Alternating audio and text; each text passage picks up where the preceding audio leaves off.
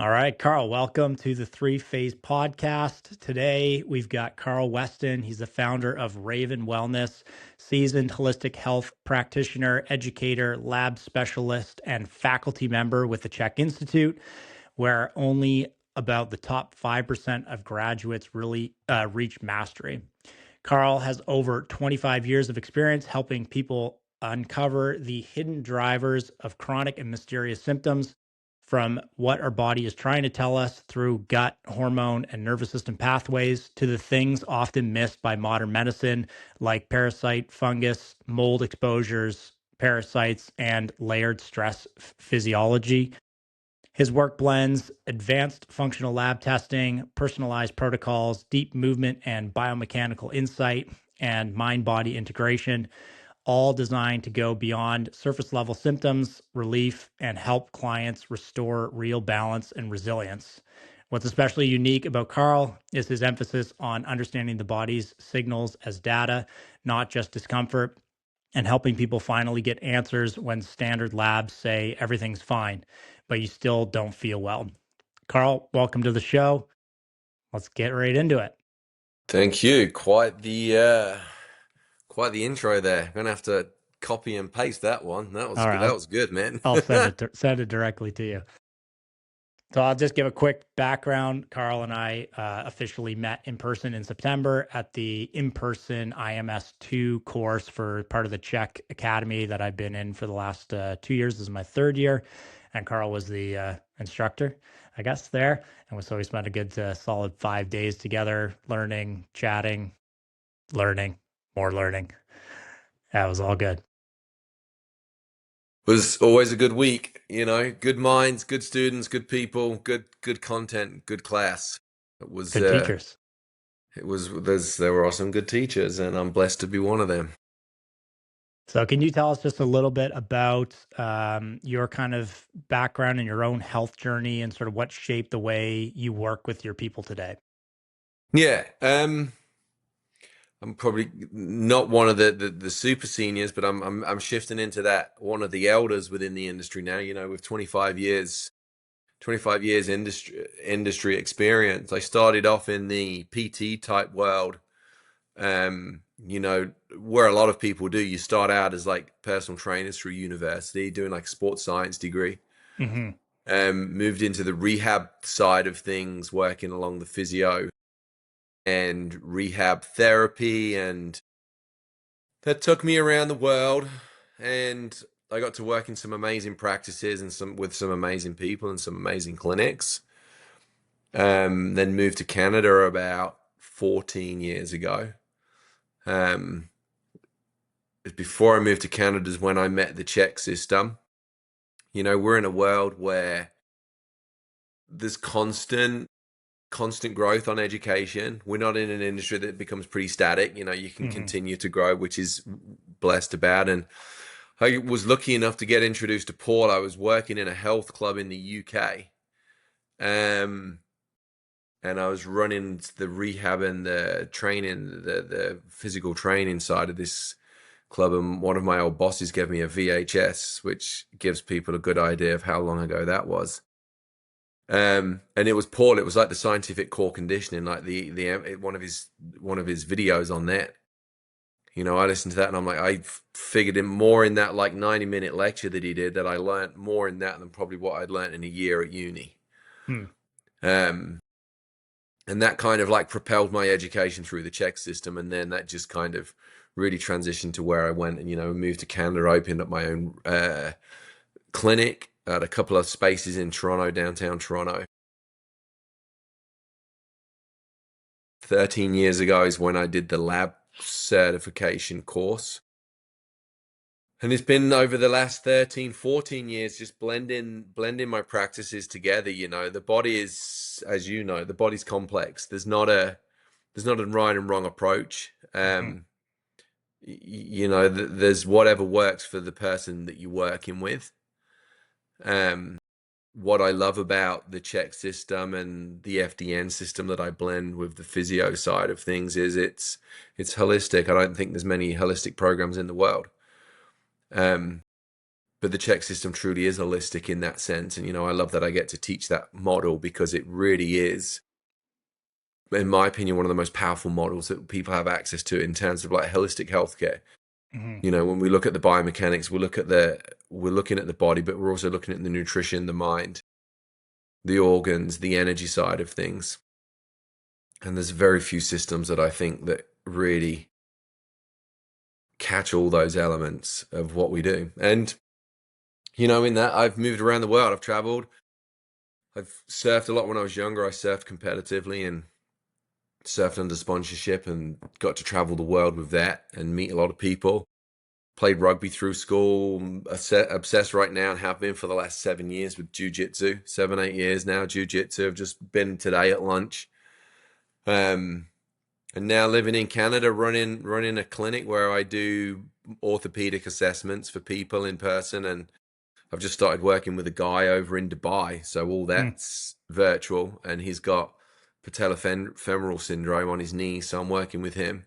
Hmm. And then the lab side of things, which is probably my biggest obsession and fascination right now, is really helping people jump into their health through the support of functional labs, because healthcare systems are failing a lot of people at the minute, sadly, and Hmm. there's a need for a blend of that holistic healthcare, and it's a Yeah, big need. especially when people have gone down sort of the traditional Western medicine paths kind of as far as they can. They get to the end of the road, and the response is either we can't help you or there's nothing wrong. Like there's no reason why you should be feeling the way you are. And they're kind of just left on an island by themselves and they don't really know what to do and who to seek out and what other questions they could be asking to try to get to the sort of root of it. But early in your career, what was the moment you realized symptom suppression wasn't enough and you needed to find more about root causes? Well, good question. That really stems from the physio side of things, working from a clinical space where you have this paradigm that if someone comes in with a knee injury or a shoulder injury, you had this approach to the injured point. If it was a knee, you treat the knee. If it was a hip, you treat the hip. If it was a shoulder, you treat the shoulder. And people would only ever get 60% better. Hmm. And they get to 60, 70%, and then you kind of stall with them. Yeah. And I was really left scratching my head at that point, and I'm like, where do I go from here? I was really like, I don't know what we're missing, and that's when the Czech side of thing kind of really fit in, because I'm like, there's more missing than just, it's not just biomechanical at this point. Otherwise, every physiotherapist would be inundated with people. You'd be considered kind of like gods with the Midas touching your hands, because Hmm. physiotherapy would heal everyone, and it's just plain and simple, it just doesn't. And it's changing today. We're bringing in those other elements where we now know the importance of nutrition and sleep and mindset. Um, but it was probably about 18 years ago when I was Hmm. just like, this just is not working, and Yeah. it was a little bit frustrating at the time. I was really close to completely leaving the industry. Hmm. At that point, I was like, I was on a bit of a crux of, I'm either gonna leave the industry completely, and I'd literally I'd just got an option to go to Sri Lanka for 6 months and work on an elephant sanctuary. And I got through this curveball to go to Bermuda and run a clinic in Bermuda. And I'm like, why not? Let's go. It's warm all year round. There's good surf, Good surf.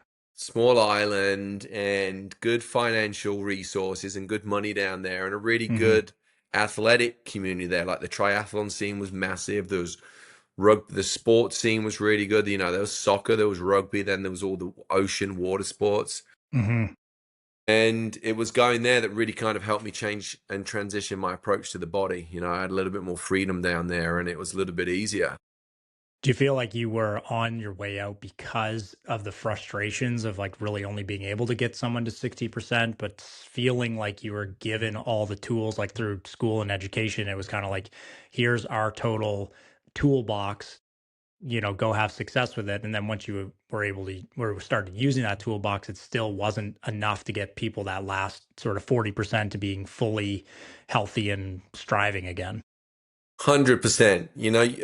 The thing I was talking to our boys about this today because with the boys have gone through some injuries in the last year. Like Your our sons boys are played playing lots of football. football and Yeah, they play football, and there's been a broken arm and a broken leg. And I was saying to them, I'm like, Carter's broke his leg right now. He's like, I'm good, I'm good. And I'm like, no, buddy. hmm I'm like, you're not in pain, which is hmm one thing. But are you healed to be able to go do everything you do? No, you're not there yet. yeah. And that's probably the easiest way to analyze my frustrations with it. People get pain free and they think they're healed. So they go back to doing whatever it was that created the pain pathway in the first place. And, they're probably going to be good for 6 months, 12 months, 18 months.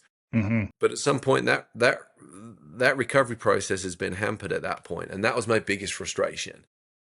It was people get pain free, but they're not necessarily addressing any of the other factors that we know and now help people with and teach through the check principles.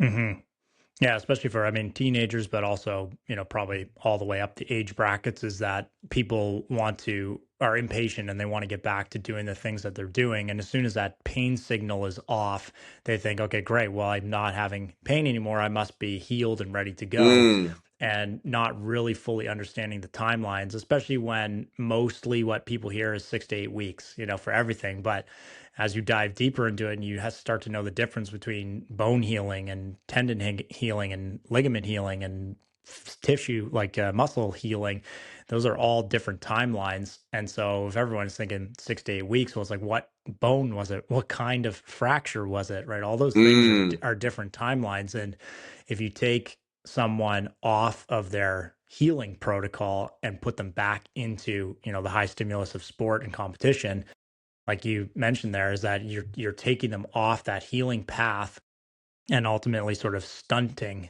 what could be a fully recovered broken leg, and potentially like leading them to more susceptibility to injury down the road. Yeah, and that's a frustration. Listen, I get it, and I'm sure you get it as well. I've been there. Yeah, I think anyone that listen, I'm 44. Anyone that considers And you do himself an jujitsu. athlete, yeah, I do jiu-jitsu a lot, and I'm a big guy, and I'm fighting big, heavy guys as well. But and I'm coming off an injury myself. I injured my back 6 months ago, and I'm literally for the first time since the beginning of the summer, I'm pain free, hmm and it's been a long haul, but putting all that stuff together and getting people to that place where they're truly healed, I'm like, give me a year. hmm And let's say everyone's going to live to 100. That's 1%, 1% of your life. Give me a year. Let's make sure you're 100%. And a lot of people don't. And listen, I know we all get it. It is frustrating not being able to do those things that you love, not having those outlets. But we have the most amazing thing that you are blessed with, which is the human body, and we like to abuse it and beat it up. But just when injuries pop up, give it that time and care, because man, hmm I mean, it can serve us real well. Yeah. When someone comes to you and they say, like, I think or when they say I feel off, like they're just not Mm. kind of normal, what's the first thing that you think and why? Really depends what it is. I mean, let's take a global scenario of what's going on in the world. 90 probably percent of the population's what we would consider quite unhealthy. hmm And that's no knock to modern society and anyone that's going to like chip in and listen to this, but you know, the way that we're being forced into work, it's no longer an 8-hour work day. I think the average person works between 10 and 12 hours. There's a 2 to 4 hour commute trip for those people, and they're funneled into the Netflix. We literally just watched something last night, and we watched Elf actually last night, and not even 30 seconds into the end of that movie, and another movie had started, and Chris is like, "What's this?" And I'm like, "I've not got a clue." Like, and I said, it's so frustrating. It just pops up, and people get drawn into that. What show. So then the sleep's disrupted. hmm Um, food, the food that we're eating is it's diabolical today in a lot of places, especially in the cities when you get in there, like a lot of the food in grocery stores. Hmm. Pretty much anything on the inside, I would recommend you don't buy. Stick to the meat and the fruit and the veg aisles. Um, and I just think most people struggle. So when people come in and they're like, they just feel off, I'm like, tell me more. Like, my brain just starts running. Okay, well, it could be diet, it could be sleep, it could be mold, it could be a parasite, it could be, tell me really what's going on, and let's start narrowing that down, and let's start trying to just figure out which path we're going to start on to approach the body. Um, I think that was one of the biggest things for me with Check, like the Institute and that information was the intake just opening sort of Pandora's box of information. Like before, when I would do intakes coming from like a personal training side of things, it would be a lot of like, what's your injury history? What activities do you do and like to do? It's like mostly like mm, physiological things, like how's your body holding up basically. And then when we started doing, the even the how to eat, move, and be healthy intakes, and then the HAQs, all of a sudden it's like, oh, okay, mm, all right, hang on. Now we got, instead of like this sort of like narrow laser pointer looking for letters to get a sentence, now it's like, well, we've just opened up this giant textbook with a flashlight. And now we can start to see like, okay, that makes sense why that is happening because that thing over there is completely related to this. And it was just like, okay, holy smokes, we got so much more information here to work off of. For you, like when someone says like, hey, I really don't want to work with you, what's kind of the first input for you? Like what's the first thing you send them that you want to start to see information on? Like is it those HAQs, and every how do you go time with that? the check questionnaires is the biggest. It's the biggest drop of information that we have access to.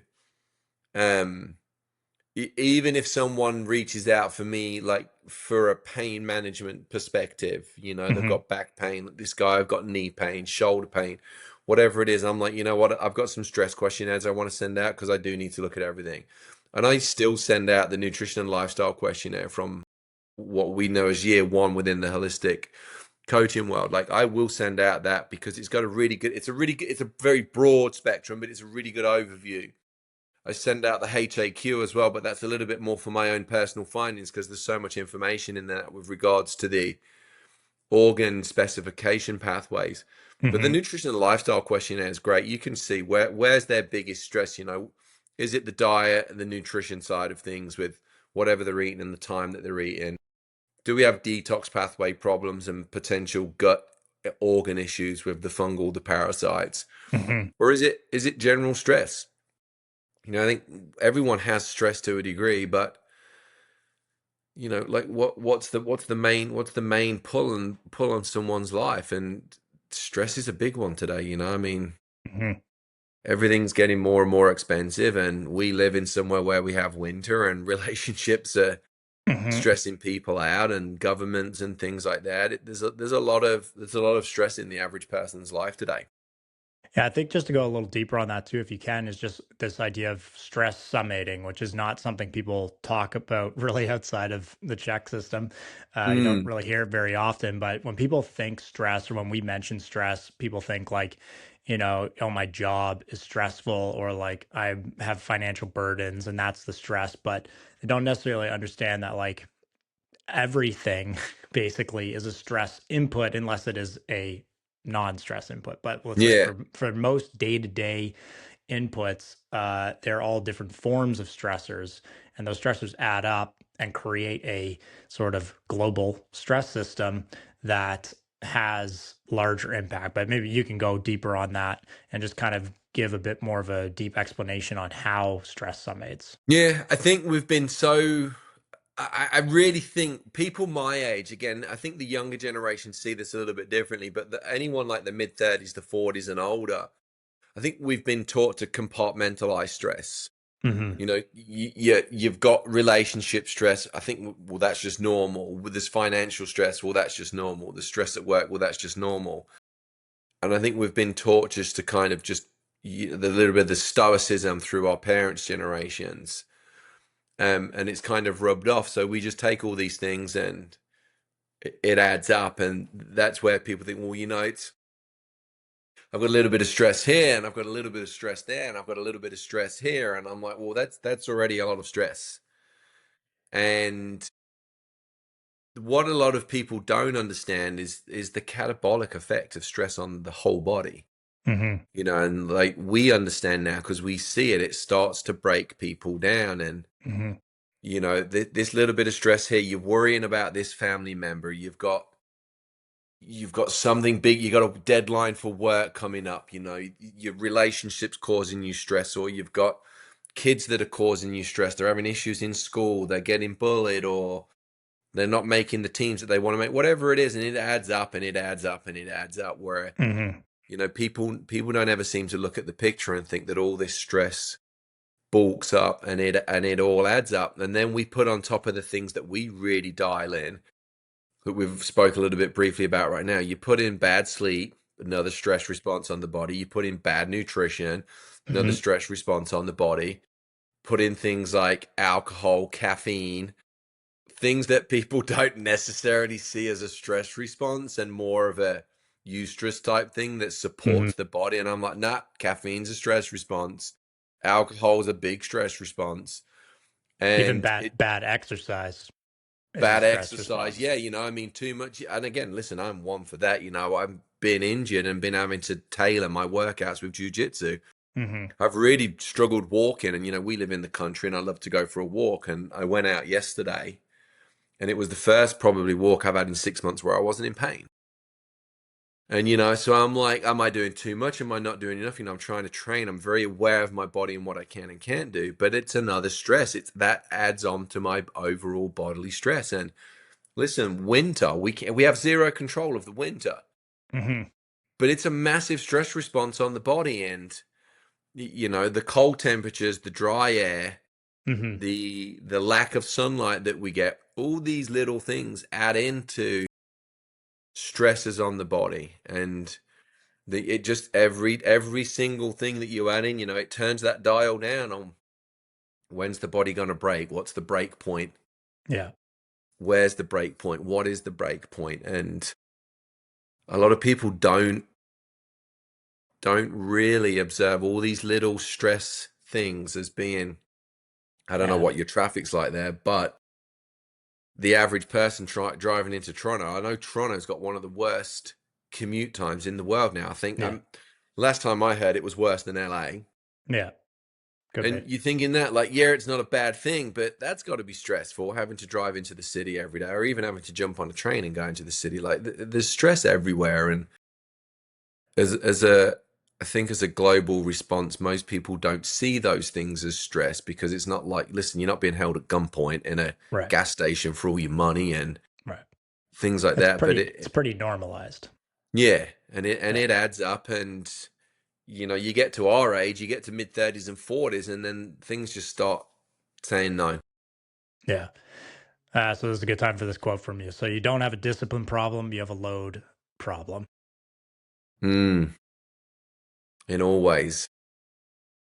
I think most, you know what? The one thing that I'll tie off this is I don't believe that, like, for all the people that are going to listen and all the checkers, I don't really believe in overtraining. I believe in under recovery. And listen, we can jump into that fence of, well, our body can detox and deal with all this stuff. And I'm like, yeah, you know what? Our body can detox, but what we are bombarded with today was nothing compared to what we've ever been able to pull comparisons on. And a lot of people want to rely on that. We've been doing this for hundreds of years. I'm like, no, we've not. We've not been exposed to the chemicals and the air Hmm. pollutants and the stress load and the lack of nutrients in the soils, which transfers into the foods and things like that. And we're living in a new generation, and it's got to change. Something's got to give. Yeah, I mean, even just like the social media is 10 years old. Like that's a blip, and that itself is a massive, probably the biggest stressor for most people, especially sort of under 30-year-olds. It's the biggest stressor in their life is what's going on in the supercomputer in their pocket. And Yeah, that's a whole new thing. Like that's not something that's been around. It's not something we really know how to manage, and it's normalized. So it is a massive input of yeah. stress for people, right? Listen, I don't know if you're aware of what's going on in Australia right now, but Australia and New Zealand have just banned social media for under I did see that. 16s. Yeah, yeah, I did see that. And I think that's the best thing you could do, you know? The boys have, I don't know, one of their, I want to say Snapchat on their phones, and we're really diligent with it. Like my wife's really diligent with that. We're very open communicators in our family. Um, but you know, there's bullying there, and we've seen it. There's been incidents in the schools when there's been cases of bullying and things like that. You know, Hmm. one of the local schools was shut down because someone had posted on Snapchat pictures of guns, and they said they're coming to this school. Oh, yeah. So, and I'm like, this is like, and we're like, we're in the country, and that's happening out Hmm. here in the country, and we're like, well, what's going on? And it's just another level of stress, and we don't know how the body deals with that. But I don't. It's finding that fine line of using it as a support and a tool, and not letting it rule and create a detriment to the stress response. So I think just to put a bit of a pin in this sort of stress, there's a reason that we're talking about this so much, because as we shift into, the labs and all that kind of stuff, we'll Mm, see how much impact those things have and why this has come up. Um, but one maybe give us 1 to 3 things that people could start at least paying attention to in terms of, what are some stressors that they can actually control or change, what are a few things that they could do in their life that would bring it at least to their attention so they could start making adjustments to it. mm. Ooh, good question. Big question. Okay. What can they change automatically is habits.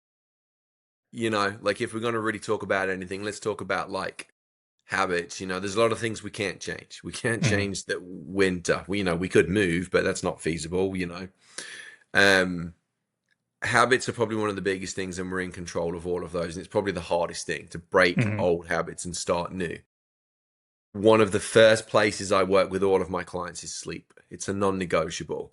We don't need to stay up till midnight watching Netflix and however enticing the Stranger Things episodes are, or whatever it is that people are watching right now. You know, it's not like sleep is the number one thing where people can make and pay the attention to. Hmm. Um, and that's where I generally hit all my clients first. I'm like, what's your sleep cycle like? Let's dial that in, Yeah. because there's so many big wins with that. Hmm. Um, the other little one is just pay attention to what you're eating. You know, I always, when I'm teaching, I always explain this. I'm like, food's not something clients are going to change overnight.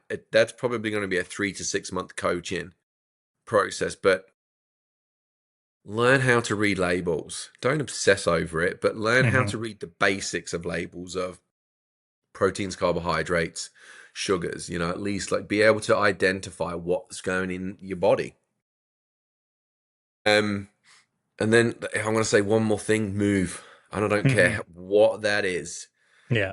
And I do have my opinions about a lot of exercise things out there, and I'm very vocalized, and you guys probably hear that when I teach in about certain exercise patterns and group classes and things. But I don't care what it is, movement is needed for everyone.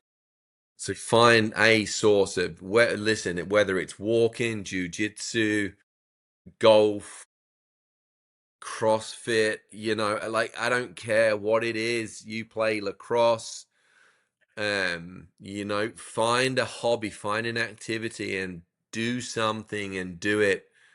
Move the body every day. Yeah. It's It's start it, there. yeah, it's a pump. People don't realize that too, that you gotta move it for the whole system to work. Okay, It's so a big pump. shifting a little bit towards the from intake and then into the sort of mold sequence of things here. So, what is the biggest blind spot conventional testing misses? Oh, I could talk about every lab that I run and what's missed in the healthcare system. So let me start preface this. The healthcare system looks for disease. Hmm. And whether I'm a fan or not a fan of the healthcare system, I think it fails in many ways, but it's also really good at helping with disease and fixing broken bones. Listen, Carter broke his leg the first place we're going hospital. I'm not rubbing essential oils on and running a GI map to see what's going on, Crystals over top of the shin. Yeah, like there's a time and a place for the medical system. The downside to the medical system is they have their things that they're trying to identify and what they can work with. And I'll say that it's strongly tied to a pharmaceutical playbook. Let's say that. What I'm looking for is ultimate health. I want to make you the best version of yourself. I'm not here to diagnose and prescribe disease and illness. I'm here to look at the labs and say, well, you know what, you do have parasites or bacteria, or there is mold in your urine and your blood panels. You've got a fungal infection. Where the medical system's not looking for that, because there's not a prevention side to the healthcare. They are a little bit more of the cure side of things. You have a disease, let's give you something that takes away all the symptoms of the disease. And where the lab side of things, I'm a little bit more, no, let's look for the root cause and let's treat that and let's heal you. I'm not interested if you've got a disease state. I'm looking at what's creating that disease, what causes it, and we look at the global body and we look at the holistic approach from that. Yeah, I think a big quote maybe was from when we were in person there was that, the goal is not to heal the disease, it's to make the body healthy enough to compete with the disease or the illness or whatever it Disease is. cannot thrive in a healthy body. You look at all disease states and they thrive in a body that's not in a prime environment, and be it for whatever reasons. Let's look at the easiest thing, which most people will be able to resonate with. This is the metabolic disease. The obesity, the blood pressure, the diabetes, those types of things. Those types of people with those illnesses is generally a lot more sicker than someone that's not obese, not got blood pressure problems, not diabetic, not pre-diabetic. I've not been to a doctor in over 20 years. Yeah.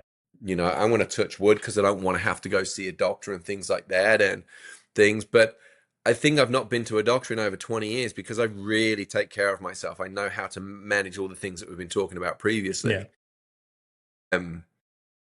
So there is that. There is that health thing. But with the labs as well that we do, the doctors are not necessarily trained on diet and lifestyle choices. They're not trained on parasites, bacterial infestations, H. pylori problems. Mould's a really new one. You want to really get into this.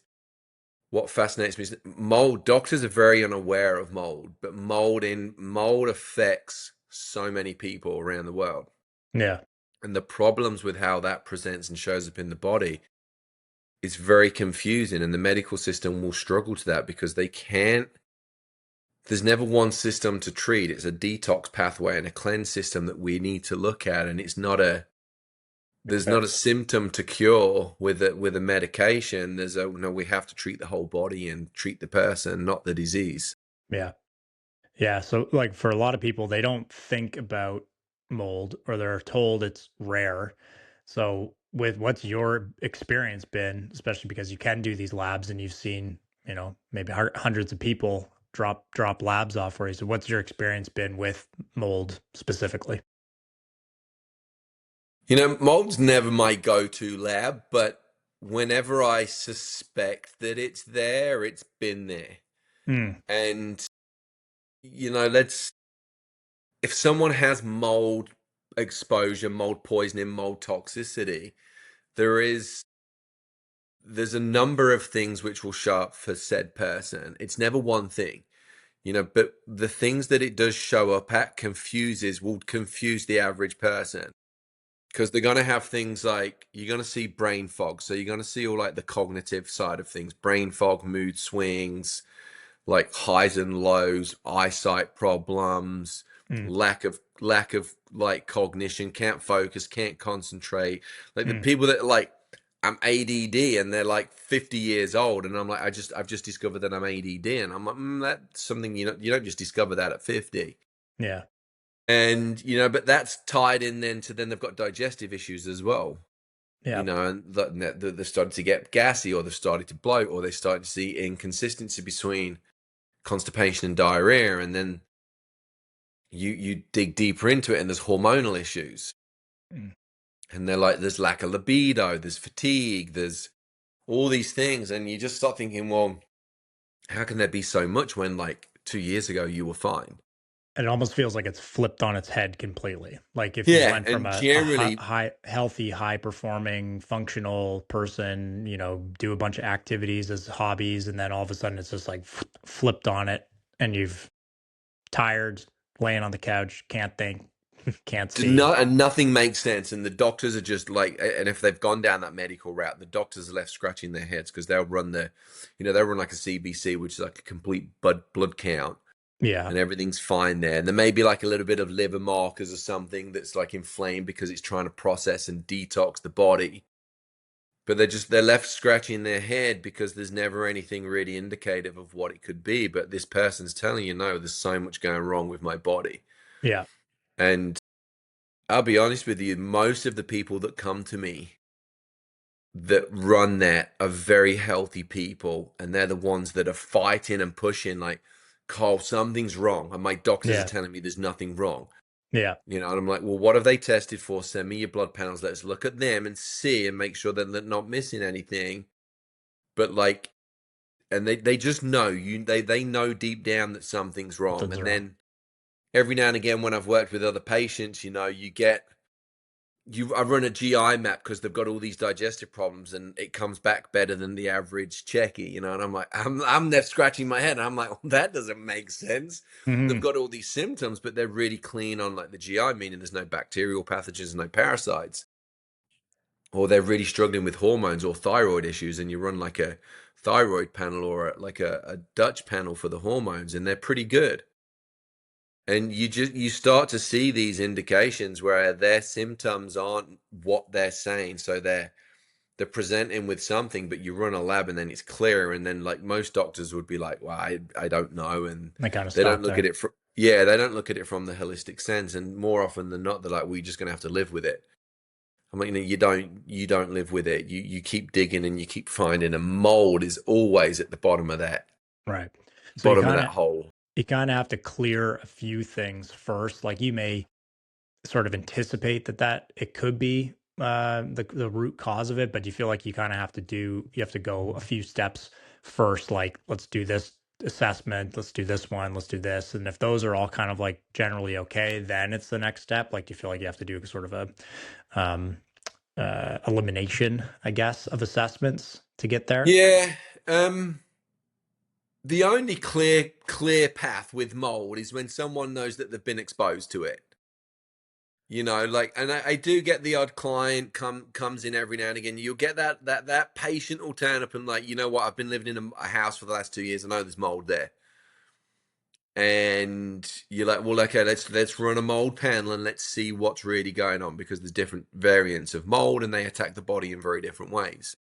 So you're really lucky if you get that person that you can kind of pinpoint, bang, they know there's mold there.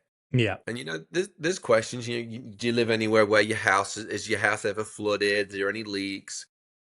Is there a damp, musty smell? Mm. You ask these questions on those intakes, and if any of those come up, so let me pin that. Could be mold.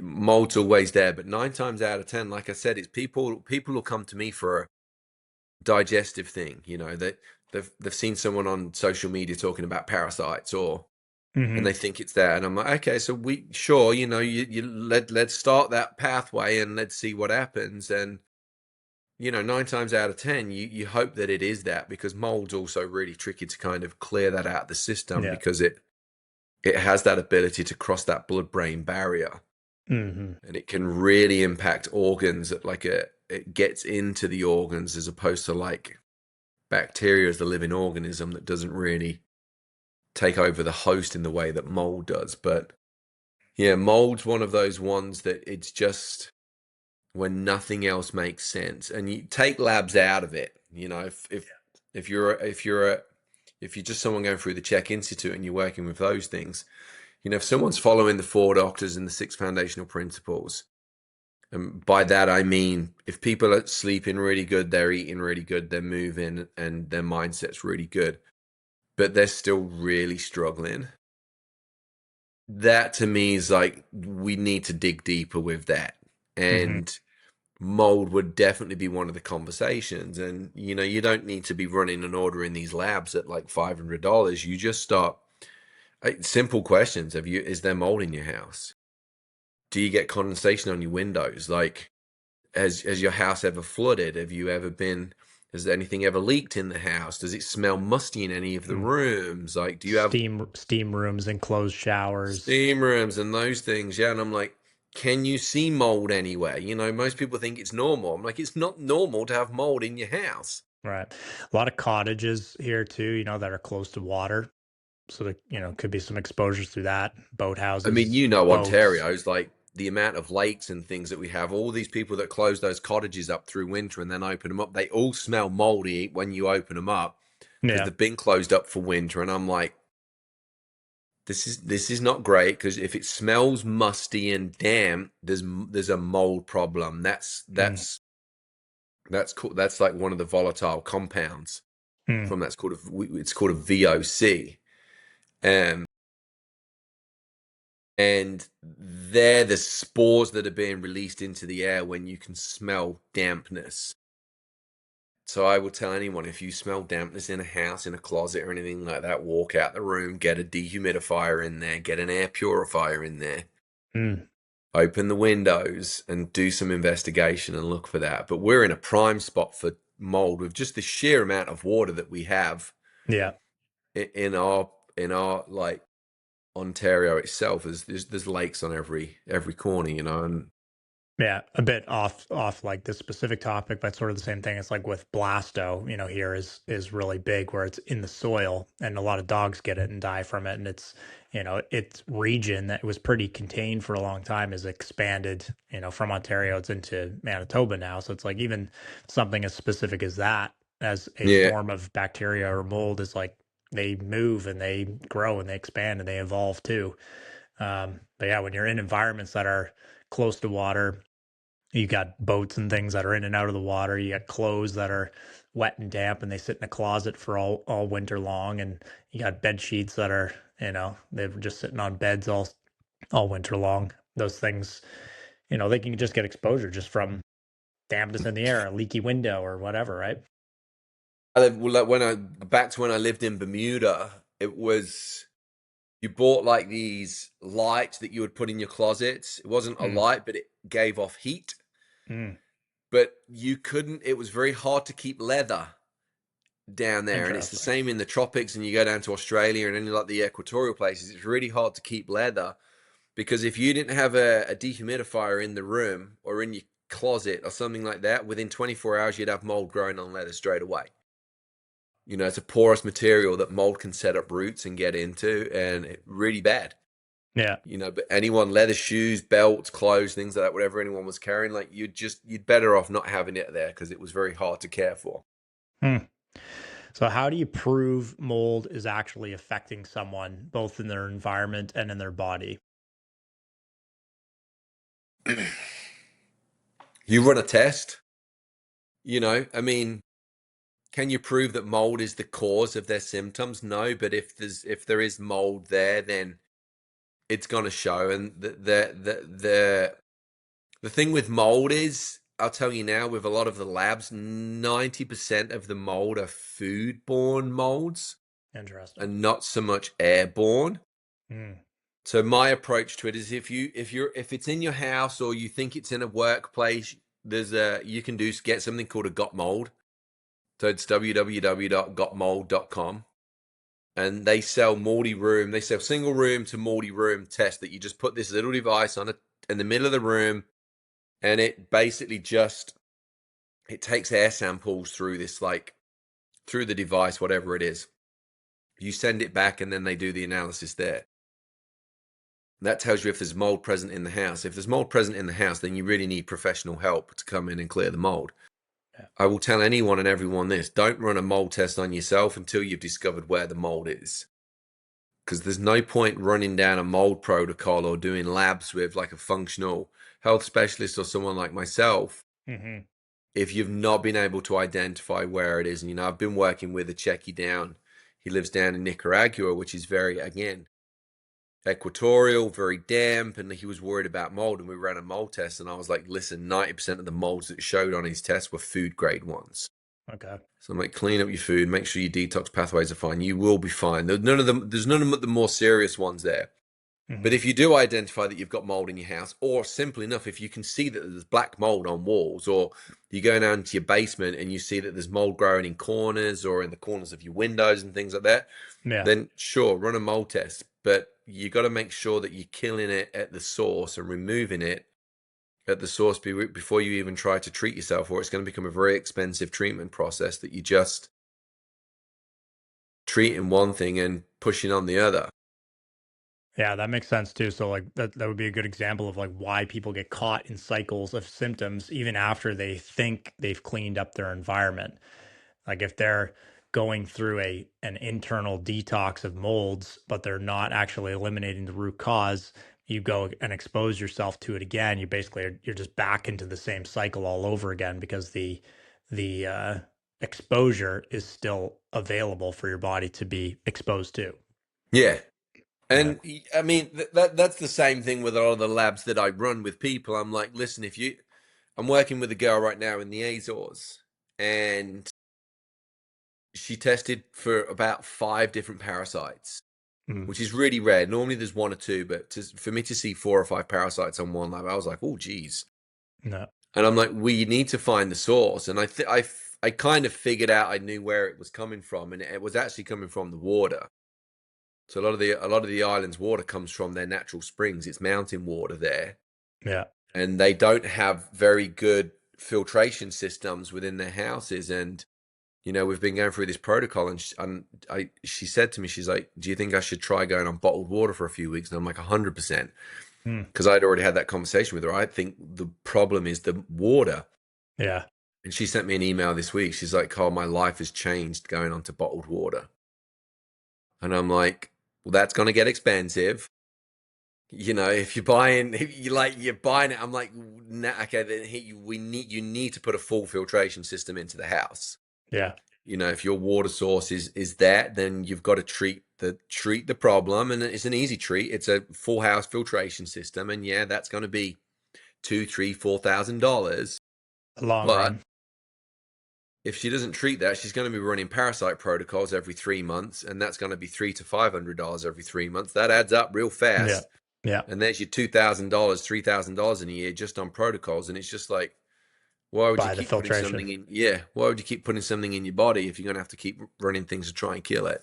Right. And then also having your body be in this response state to trying to kill these things off and this Stress amount of state of, yeah, having messing up parasites hormones in your and body. sleep and like that could be from, I mean, who knows what the source is, but it could be like, fit different fish that are in that water stream at different times of year, different animals that are walking through the water streams at different times of year. Like it could be any of those things, right? Anything, a bird, a migratory bird could be flying past and could poop in the local stream, and bang, you got parasites in it. Yeah. And dogs could be fecal content from dogs and cats and people. And it Mm-hmm. really doesn't matter where it comes from, but if you can identify the source, it's a really big help. And we're all exposed to parasites, just so everyone listening to this knows, whether you live in Canada or equatorial tropical places and things like that, or Africa or Southeast Asia, we're all exposed to parasites.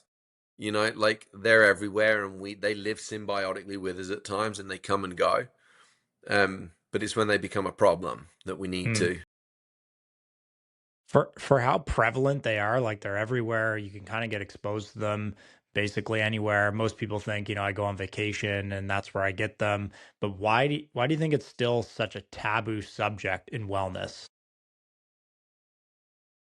Yeah, I don't know why it's not talked about more, because we really, and again, listen, social media's changed a lot of this exposure to this. There are certain people on social media that will tell you now you have parasites through your body, they're everywhere. And I'm like, yeah, I don't know that I buy into that, to be honest. And the reason I Yeah. say that is because I'm running labs every day on people and they're not always there. And we're looking for the common ones. But I do believe that we get exposed to parasites all the time. Back to what we said earlier, healthy bodies generally don't, parasites cannot thrive in a healthy body. And that means a good digestive system, good movement, good sleep. They're not going to stay around for long. They're just not going to be able to take up host. When they take up host, it's an indication that something is impaired within the body. And again, we can tie this to mold, that there's parasites, a lot of parasites tested are there because there are molds in the body and they're actually feeding on the molds. Mm. So they're symbiotic then. We need them. They're a benefit and they're actually helping the body because the body's not able to produce these or to break down these molds. So the parasites are attracted to us for that sense. Same with heavy metals. We Right. see a lot of parasites. We see a lot of parasites when we start to do heavy metal cleanses and things like that because they're in the body Yeah. absorbing these heavy metals where there's exposure to heavy metals. So yeah, one of the ones that we brought up was like with dental fillings, which is kind of Mm, that, maybe 50 plus. It's pretty common that age group where they would have had, multiple types of metals as fillings, so gold, silver, mercury, or lead. And two of those are really bad and cause metal poisoning, right? Heavy metal poisoning. And then the other two, which I found like, and you could definitely dive deeper into this, is the multiple metals causing frequencies in that mm, that lead to basically like a ripe environment for parasites to thrive in. So a few of those, I was like, I remember reading those, and I was like, whoa, like who's thinking and talking about that? Like I've never heard that before in my life. And then when I mentioned it to clients, they're like, "Wow, they don't even they don't really even know if they have multiple metals." But then they go ask their mm. dentist, and they're like, okay, this could be a this could be a problem for me. Yeah, I mean, geez, a lot of things there. Fillings is definitely one thing. There's a lot more holistic doctors that are doing removals of old cavity fillings, and they used to use the various metals that they've used in the past. Yeah. There are videos where you can see just with toothbrushing the little microspores of metal that come off and then get into the bloodstream. Mm, And as a general consensus, metals in the body are not good. We have minerals and things like that in the body, but when they build up within the body, they become very toxic to the body. hmm. Um, and that's the downside with the fill-ins because they do create this constant, constant exposure to this just very small levels of metal every day. Like every time you would eat, every time you brush your teeth, you'd get exposure and exposure and exposure. Yeah. Why the teeth are so important, every nerve ending that goes from one of the tooth is connected to a different part of the body and a different organ system. Mm, So you think of like a piano system, like a piano key, like all these wires are going from one key to the other side. hmm. It's another connection point to our entire body. Um, then the other side of that is the vibration, the frequency side of things. Metals and everything like that change the frequencies within the body. Some people are still a little bit hesitant to believe about frequencies, and Hmm. I'm like, but that's what an ultrasound is. Yeah. Like if you talk about like wanting to kind of calm the vagus nerve, the best thing you can do is hum Hmm. and singing. It calms and and calms the vagus nerve system down, and it's all vibrations. Yeah. And I have some of my clients are like vibrations, crystals don't heal and I'm like, well, I'm sorry, like that's wrong. There's plenty of studies that have proven that vibrational resonance does treat and does cure and does heal certain things. Yeah.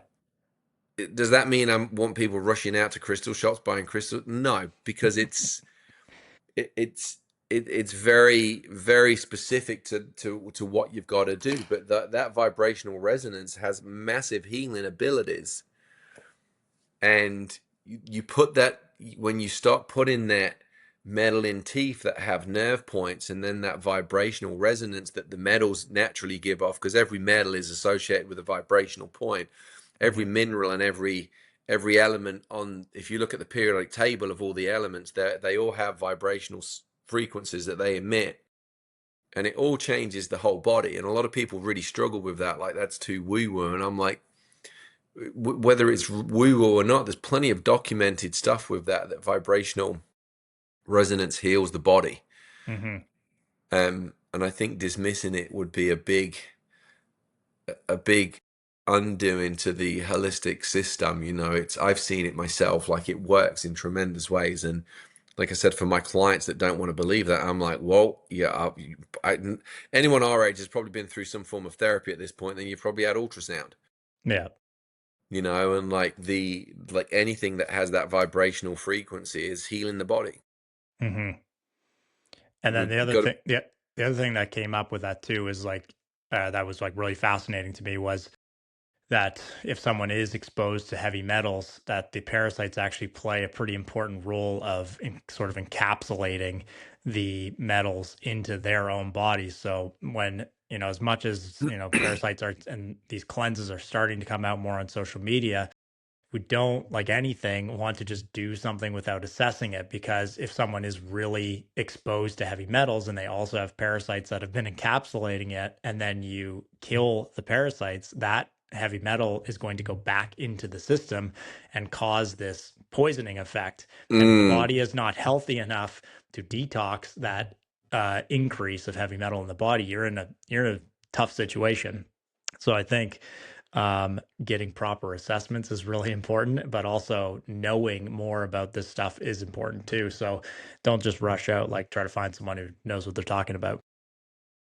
well, I get very frustrated with people on social media telling you to do their parasite cleanse. For that reason, there are very specific pathways that you should follow. You need to make sure that your detox pathways are very open and clear. And to me, that means that the lymphatic system's working correctly and you're going to the bathroom and eliminating 12 to 24 inches Hmm. every day. Every day. Every day. Just for anyone listening, like 12 to 24 inches every single day. And it should be solid stools. If you have diarrhea or constipation, that's a problem.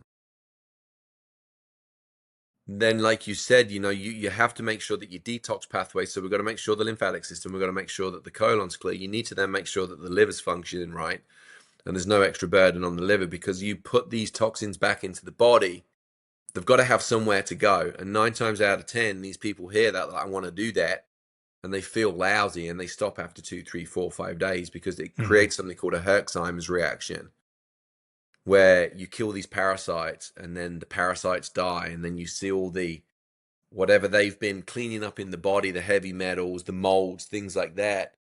They're re-put into the body, and the body has no way of eliminating that and removing it safely, because the burden's just too much for the system. Hmm.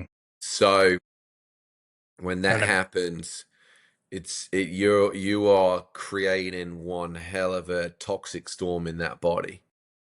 So you've got to make sure that it's done right, and there is a protocol, there is a specific way that we treat and we clear the body, and it's making sure that the foundational and the detox pathways are open, and making sure, like the biggest ones, the colon, the colon and the lymphatic system need to be functioning well. hmm. The liver does not need to be stressed out at this point, and if you can rule those out, then yeah, you can handle these cleanses and things. But then you also need to know what you're trying to get rid of, Right. because they all have different life cycles and they all have different proprieties of what are going to attack them better. Like there's not one thing that kills a parasite. There's multiple things you want to use, and you also want to cycle it so they don't build up a tolerance to it, because they're really Hmm. smart at building up tolerances to things that you put in the body. And that's why a lot of these like blends that you can buy at sort of health shops are usually not most effective, because they're just one blend of a few things, and you take that every day, and the parasites get clever to it, and they stop engaging with that, and Mm, then they survive it, and then that thing that you put in your body to get rid of it is cleared through the system, and they just keep sort of thriving within the system. Here, a lot of the shop type things, and a lot of things that you see on your line are really good at maybe getting rid of parasites, but they might not be very good at like the microbiome disruption side of things. And if you think Mm, like mouth to anus, there's like think of like a slime layer, that whole layer through, you got that biome, and it's like the bacteria and the parasites are really good at burying themselves in that. And if you put something in that's going to kill them, they can sense that these said protocols have been put in. They can bury and hide. yeah. And their eggs will be buried and they'll be well hidden, and they'll come out when they know that it's clear to come out. Hmm.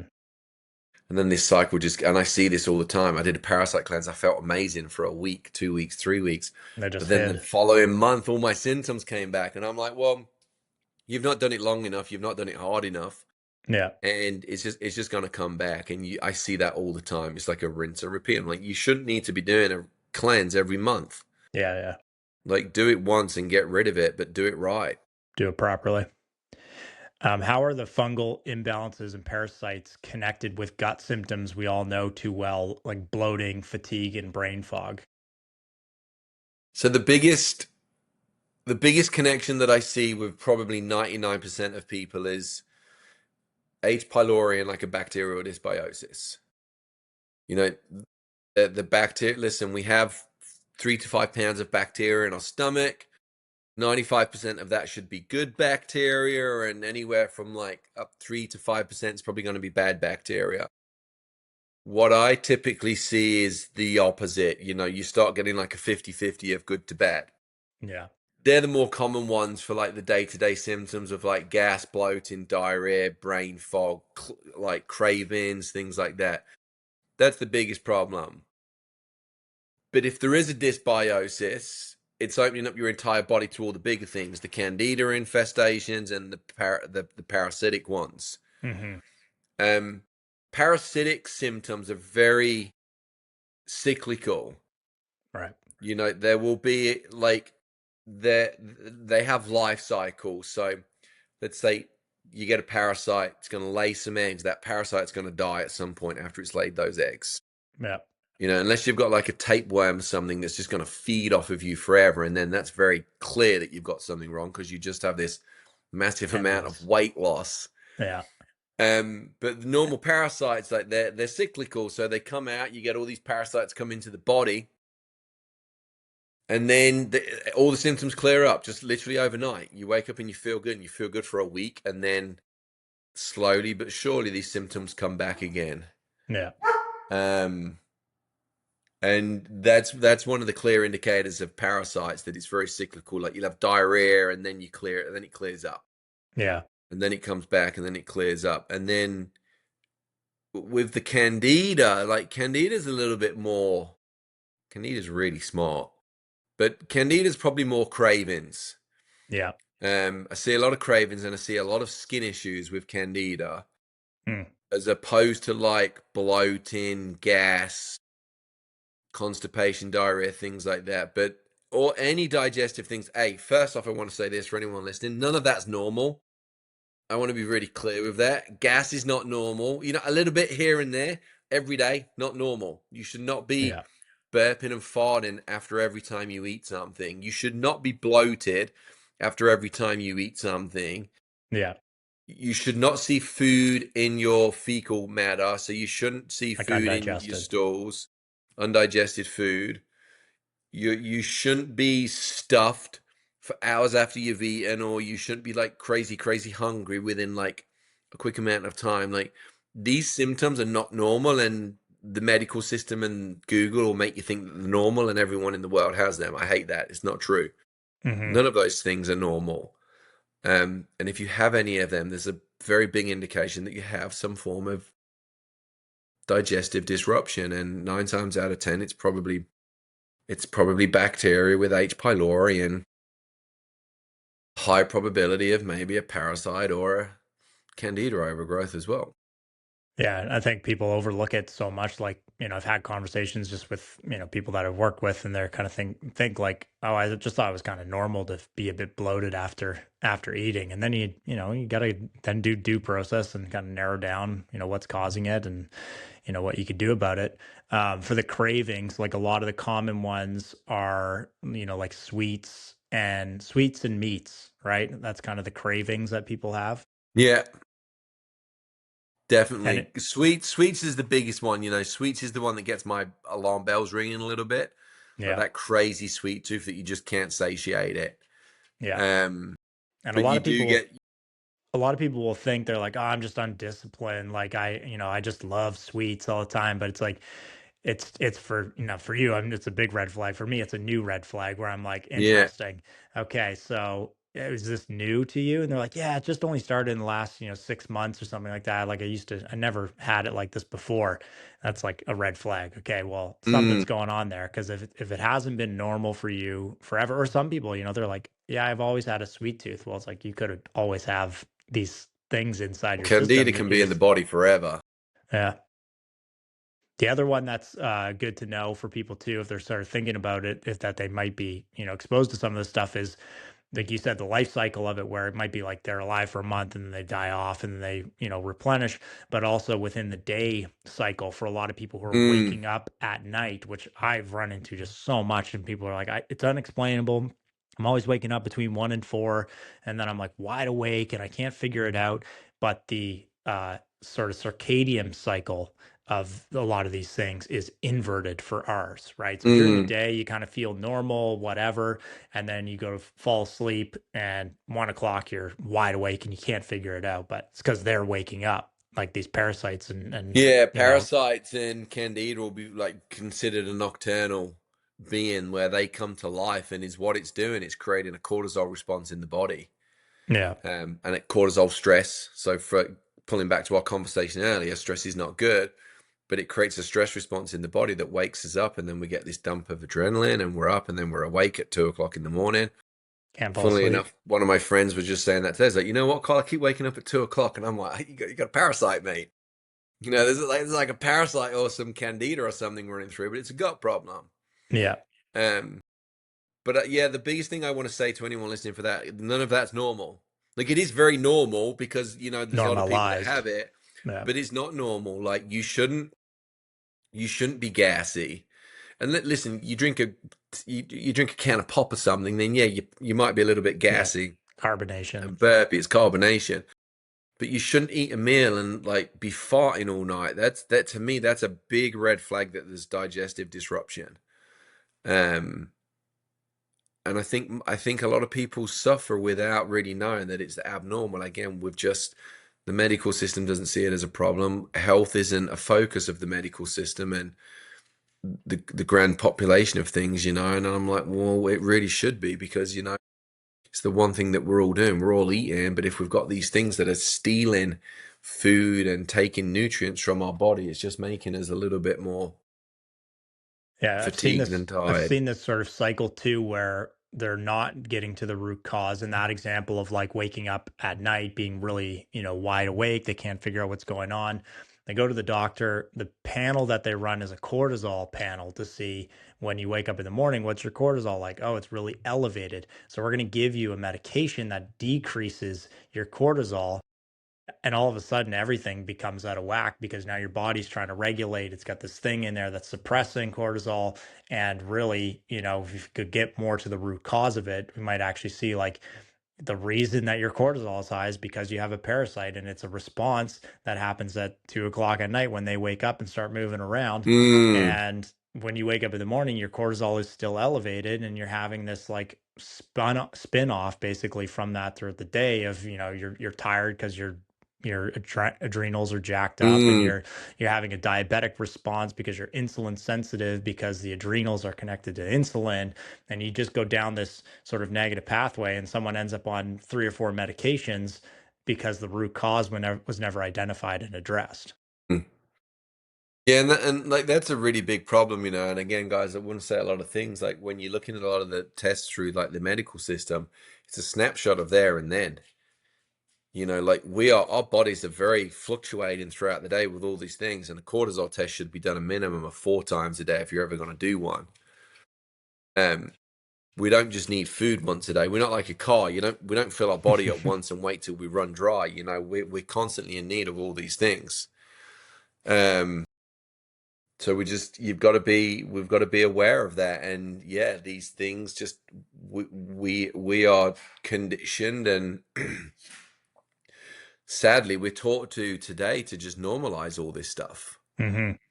And I don't think that is normal, and when people meet people that have gone through the training that we've gone through, the check system's like a 4 to 7 year program, depending on how fast you want to go through it.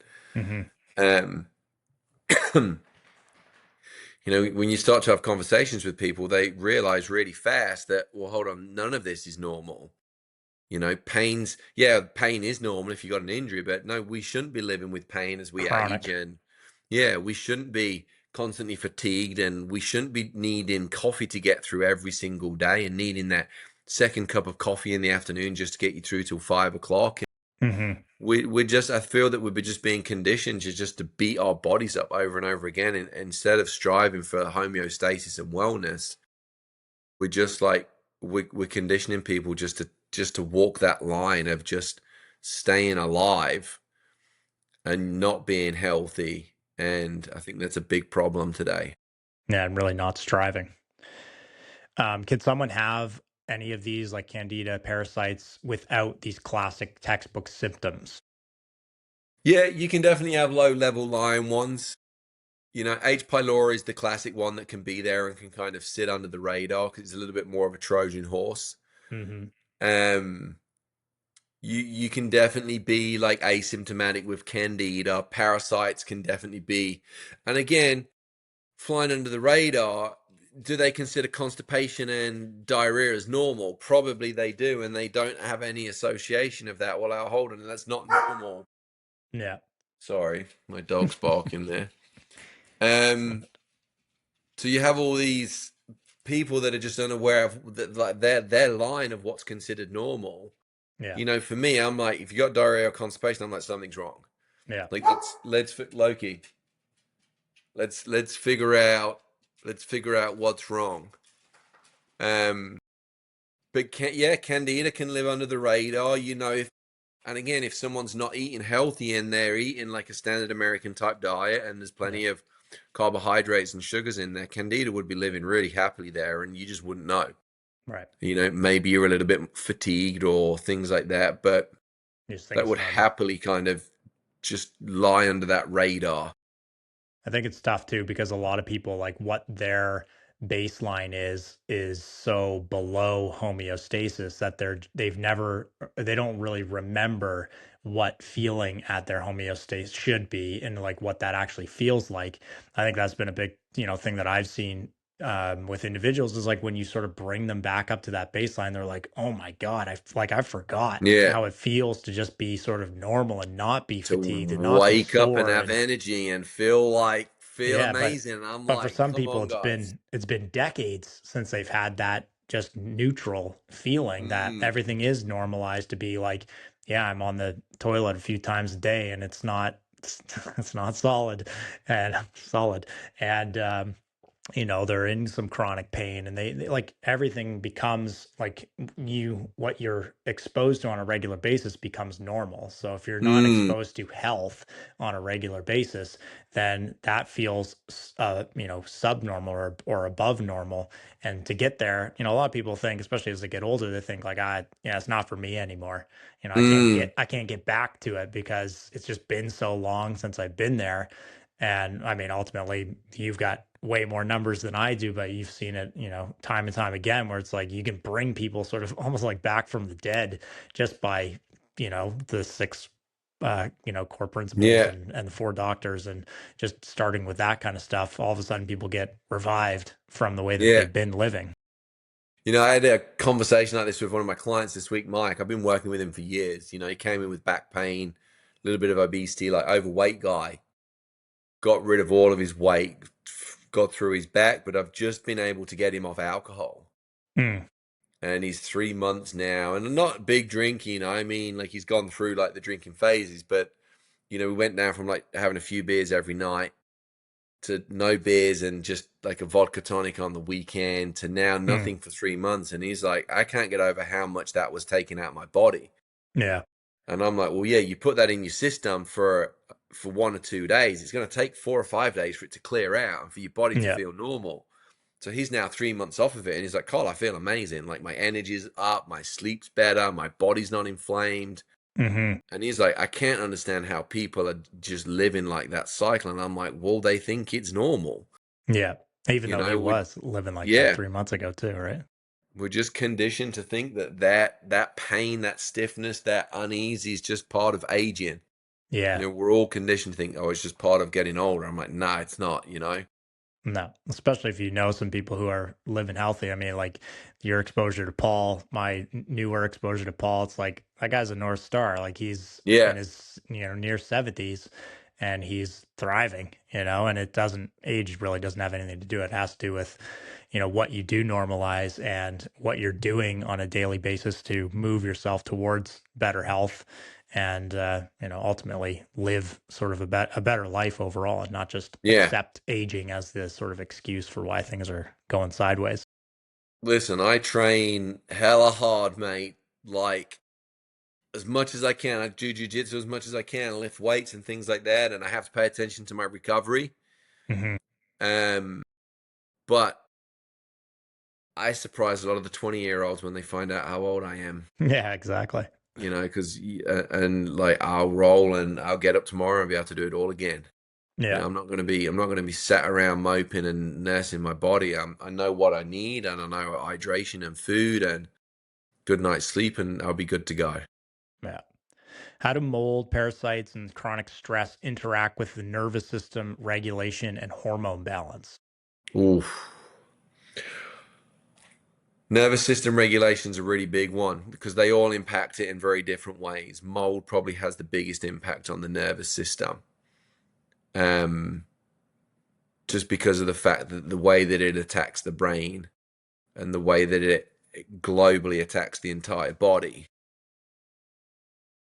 Um, when we're thinking about the nervous system for anything else, be it the hormones and the parasites, it's just that constant stress response, and it constantly brings that function system down, and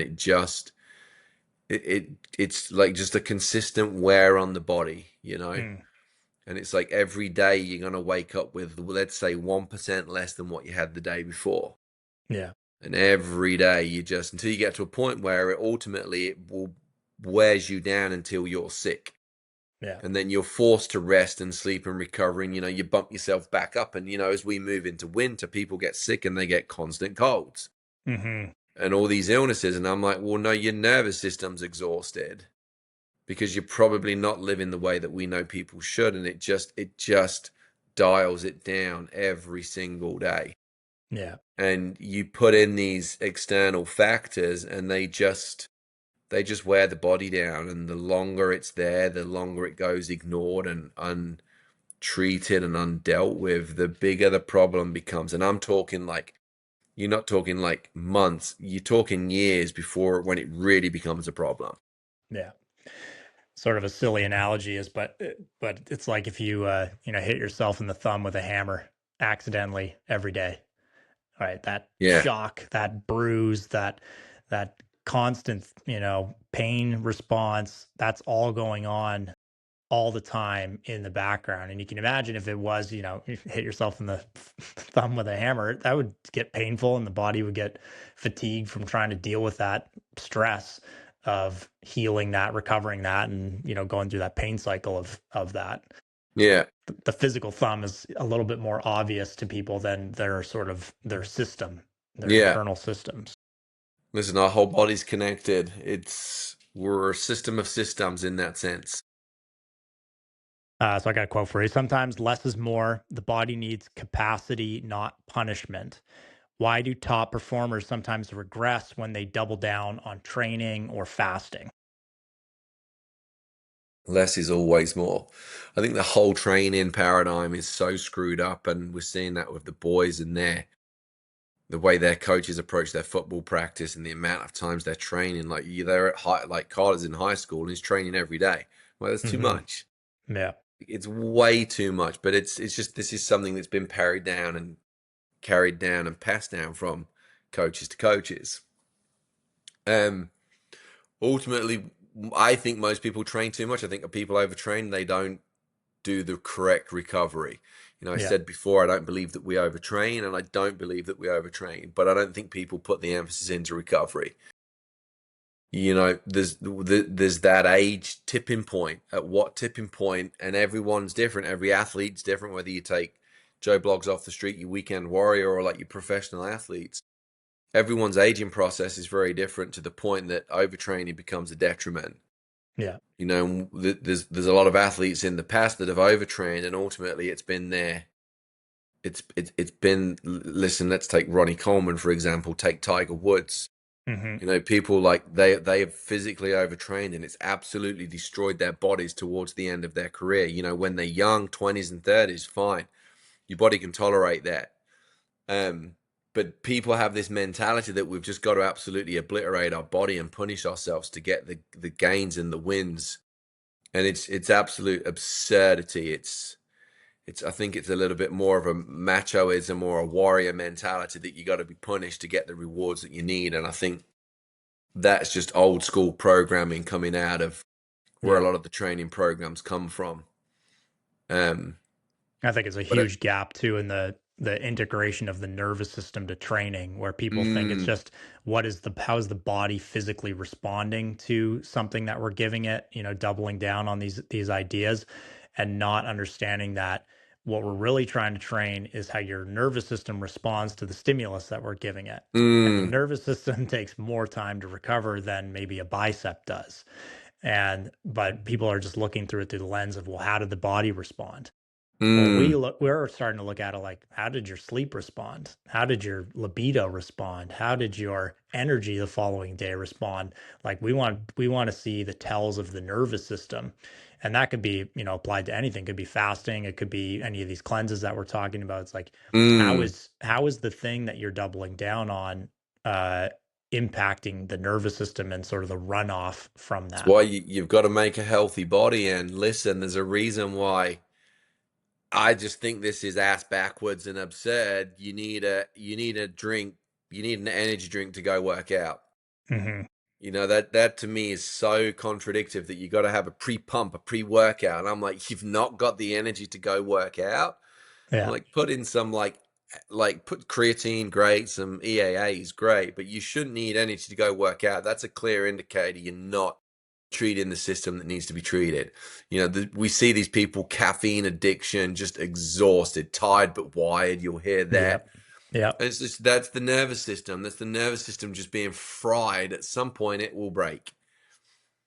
Um, That sounds like that energy drink was a recent conversation with one of your boys. yeah, yeah. Yeah, they They've need. like they've had those conversations about what should they. I'm like, I wouldn't do any of them. Yeah, yeah. Take a day. And like the monsters have been brought home before, and I'm like, I get mad. I'm like, why?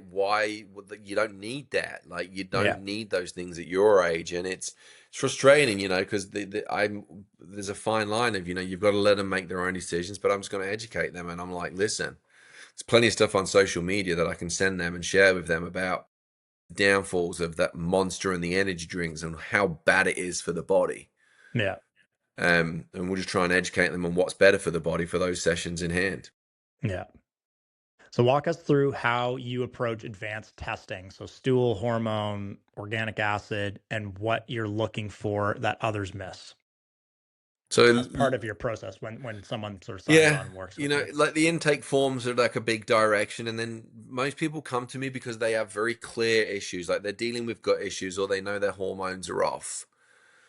Um, but I don't order a lab without doing a discovery call with any of my clients. The first thing we do is we book a call, we have a conversation. I'm like, just tell me what's going on. Tell me what you're struggling with. Tell me where your health struggling with. Tell me what you've done, who you've been to, like what's going on. Give me the Hmm. full picture. From that point, you can distinguish where you really need to start. And what lab pathway you kind of want to go down. And I've got a name for myself as like the gut and the hormones and the oat labs and things like that. So people are seeking help through those specific labs at this point. They've 9 times out of 10 they've been through the medical system and they've not been helped.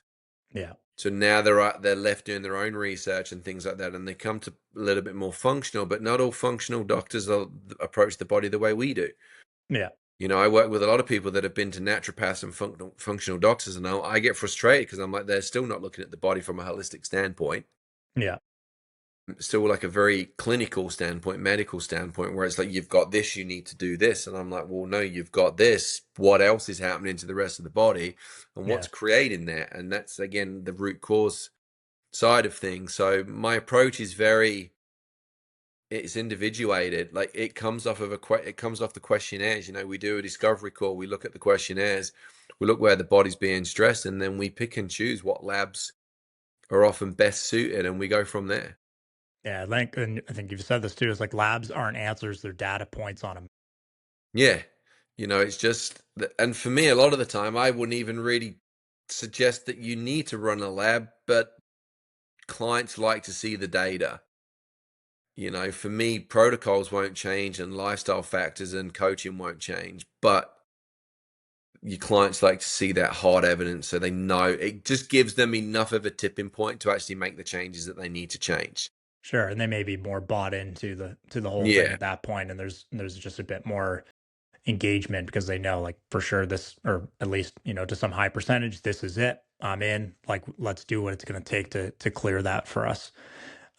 What's the DRESS model, and how does it guide real life protocol sequencing?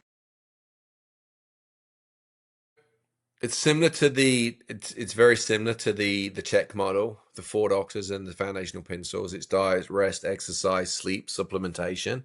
Mm. We believe that you need to clear those lifestyle factors before you supplement at all.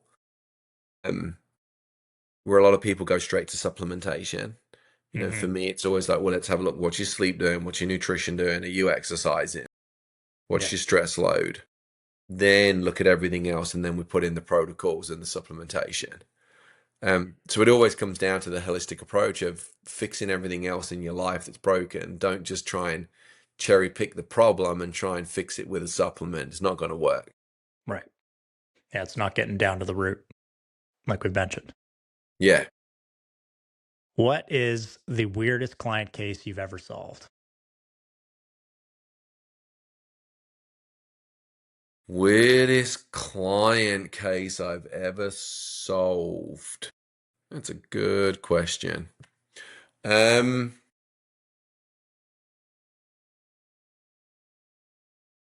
feel like a lot of them solve themselves in reality of things. Hmm. I think a lot of people know that there's something wrong. Like, I don't believe it's me that's really ever solving them, but I think my biggest wins is people know something's wrong and they're fed up of being told that there's nothing wrong. Yeah. I think I give them the empowerment and the tools that, well, no, this is what's going on. Let's work with this. And then the biggest win every time is actually getting people to realize the impact of the diet, the sleep, the exercise, the mindset over all of that. And they have the power to change it. Yeah, and listen, I could read through 4 or 5 emails that I've had this week. My clients feel amazing when they're on these Yeah. protocols because it gets rid of what's been missed and they start to feel that they've got a little bit of their life back. It's hard for me to pick out one case, but I'm not kidding you. I've probably had the last 5 or 6 emails. Everyone's like, oh, my gas is gone. My bloating's gone. I'm actually going to the bathroom. I had one girl that's been messaging me. She was like probably going once every 3 weeks. Wow. Really constipated. And she's like, now I'm going to the bathroom every day and I'm this and I'm feeling better and my energy's coming back. That's what I want to go for. And, but the hard work's on them. Yeah. What's the maybe weirdest symptom that you've seen that was a big, light bulb for you, that you're like, or maybe the first time you saw a symptom and you're like, So I had one client, downtown Toronto, every time she'd walk into a condo apartment, she'd break out in hives. And weird story, Parasites a lot of them. But she also had, out of her bedroom window, she could see 12 cell phone towers. And I honestly do think that it was like a little bit of EMF stress load to the body, which was exposing her and making her vulnerable to the parasites. But we got her to go away for a couple of weeks, and she started the parasite protocol in Hawaii. She came back, she walked into her room, and she broke out in flares as she was on the phone to me. I'm like, you got to leave, go to Blue Mountain, where they had like a little cottage up at Blue Mountain. She did that.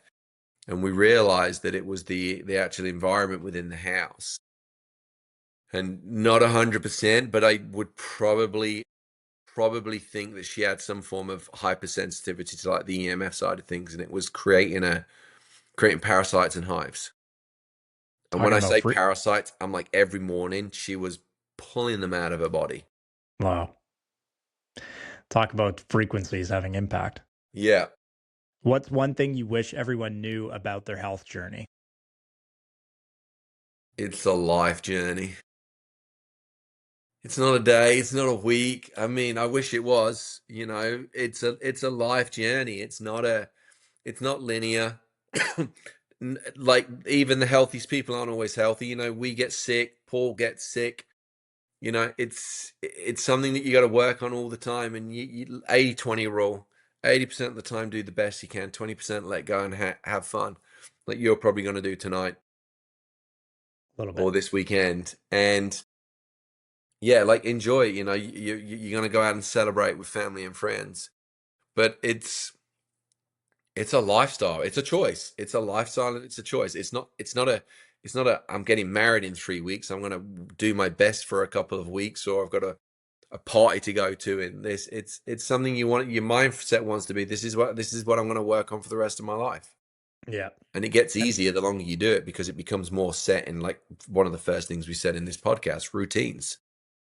Like, you break those boundaries and those barriers, and then it becomes really easy for you.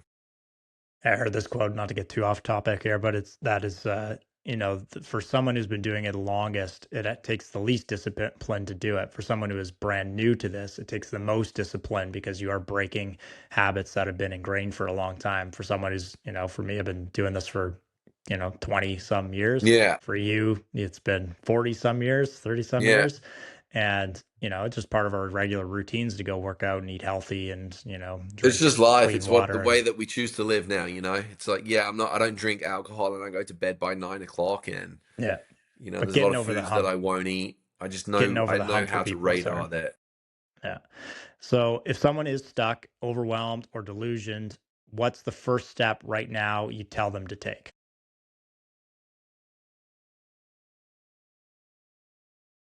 Sleep. Yeah.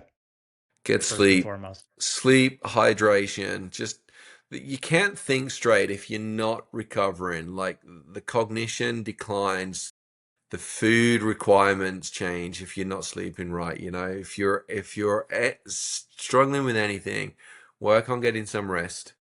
Hmm. Just stop, rest. I can't express how much a good night undisturbed sleep. Hmm. You got a young kid. You know what a good undisturbed sleep feels like after coming off Mm. of, like, going through that. Like, sleep is the miracle thing, which is free for everyone, and Yeah. it's the biggest win point. And prioritize it. Like, Mm, maybe cancel the Netflix subscription and yeah, go to bed prioritize sleep instead. over anything. Get an early Yeah. night. Do that for a couple of nights, and then let's observe and let's look at really what's going on. Yeah, because you have more energy, you can think more clearly, you can make better Yeah. decisions, you can start moving the needle in the right direction. Where can listeners find your content, courses, and how can they connect with you? Raven Wellness. It's the .com. easiest. RavenWellness.com, Raven Wellness on Instagram, Raven Wellness on Facebook. I don't have a YouTube channel, and I don't have TikTok or Snapchat. But LinkedIn. RavenWellness.com. I'm on LinkedIn. Yep. I saw I've got an invite from you. I've got to connect with you. I'm on LinkedIn, but yeah, Instagram and email. I'm not a social media fan. I'm on social medias. I do all of my communication, if I can, through email. I try and funnel people to my website and then through email. But RavenWellness.com, if you got any questions, you just want to connect, see anything, come through there. I Yeah, know what and I'm you got doing. a great blog with good information on there. Got courses upcoming that people can sign into and to get involved that way too. Yeah, come and check out my website. Sorry, it's getting close to that time where my Yeah, dogs are yeah, going yeah. off feeding. So, I'm with you. yeah, like just everything's through my website and my social media. I've got like I'm doing a cleansing course coming up on how to correctly cleanse the organs and in order. I run business mentoring for people that want to get a successful business in this world. I run courses on mold and the GI system, and then I do all my labs and I do all my coaching side of things. So ravenwellness.com is probably the easiest place to start. Beautiful. And we'll put that in the show notes. If anyone wants to go and connect with Carl, you can just scroll down. It'll be highlighted. You can click on that and introduce yourself. Awesome. Perfect, Carl. Thank you so much for spending the Hey, time with me today and divulging all of your knowledge, or at least a piece of it, so that people can learn a little bit more and improve themselves. it's been my absolute pleasure. It's great to see you, and I love that we're spread out globally. You know, we're all there. We're all trying to really help people and heal people the right way. So you keep spreading the gospel in that sense, and keep spreading the right word and helping people get healthy. Good. And we'll see you in person soon enough. Soon, brother. You take care, my friend. All right.